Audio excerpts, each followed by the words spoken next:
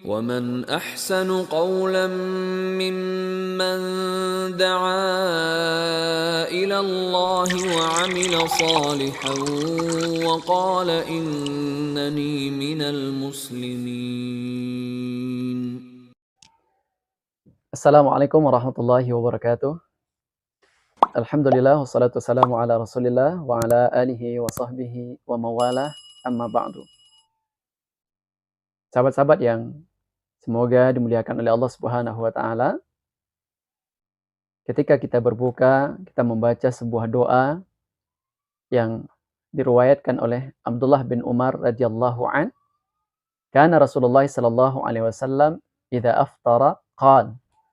Nabi sallallahu alaihi wasallam ketika beliau berbuka puasa, beliau mengucapkan Dhahaba az-zama'u wa batallatil uruqu wa thabatal ajr insyaallah.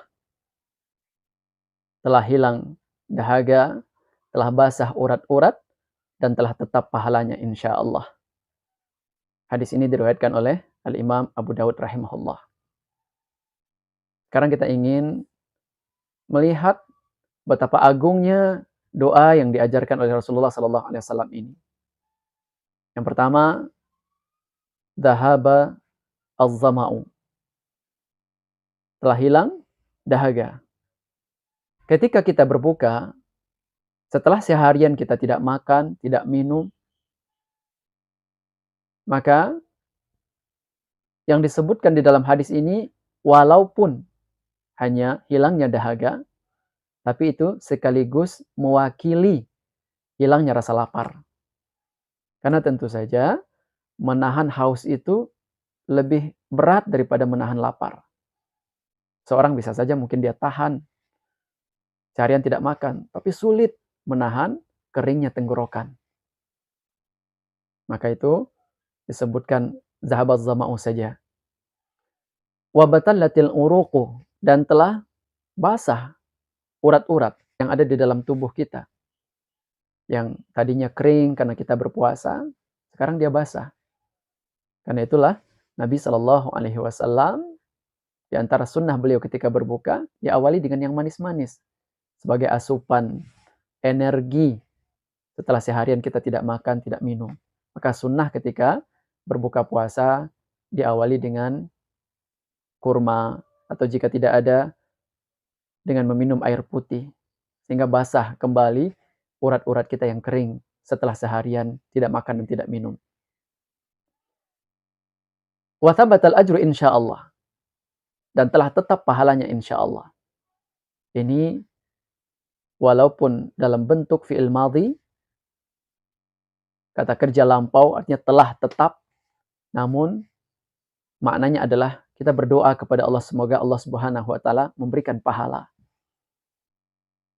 Kenapa kita katakan insyaallah? Karena memang kita tidak bisa memastikan apakah puasa kita berpahala atau tidak. Sebab kita hanya mampu mengupayakan niat kita ikhlas karena Allah dan mencontoh puasa seperti yang diajarkan oleh Rasulullah.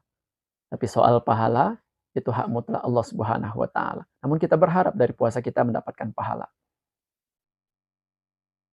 Dan orang-orang yang beriman itu ketika mereka beribadah, mereka laksanakan ibadah itu sebaik yang mereka mampu.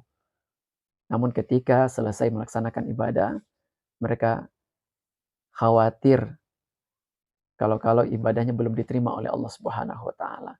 Maka mereka terus memohon, ya Allah, terima amal ibadahku. Ada sebuah perkataan yang indah dari Al-Imam At-Tayyibi rahimahullah tentang suatu hikmah di balik doa berbuka puasa ini. Kata beliau, wa dzikru husulit thawab ba'da dzikri zawalit ta'ab istilzadun ba'da istilzaz. Disebutkannya ada pahala setelah hilangnya rasa penat, lelah, setelah hilangnya dahaga, setelah basahnya urat-urat. Ini merupakan kenikmatan di atas kenikmatan. Maksudnya adalah puasa itu melelahkan. Kita menahan lapar, menahan haus. Maka ketika berbuka, kita mendapatkan kenikmatan dengan hilangnya rasa haus. Bahkan ketika kita berpuasa, satu teguk saja, saking berkahnya, hilang dahaga kita. Beberapa suap yang dimakan ketika berbuka, langsung mengenyangkan dan membuat kita mampu bertahan untuk terus berpuasa. Maka berbuka itu sudah suatu kenikmatan. Yang tadinya kering, sekarang sudah basah. Yang tadinya lapar, haus, sekarang sudah hilang rasa lapar dan rasa hausnya. Maka ini suatu kenikmatan.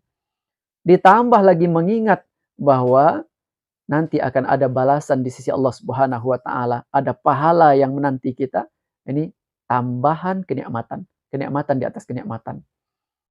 Sahabat-sahabat yang dimuliakan oleh Allah, ini seperti yang disampaikan oleh Nabi Shallallahu alaihi wasallam bahwa orang yang berpuasa akan mendapatkan dua kebahagiaan.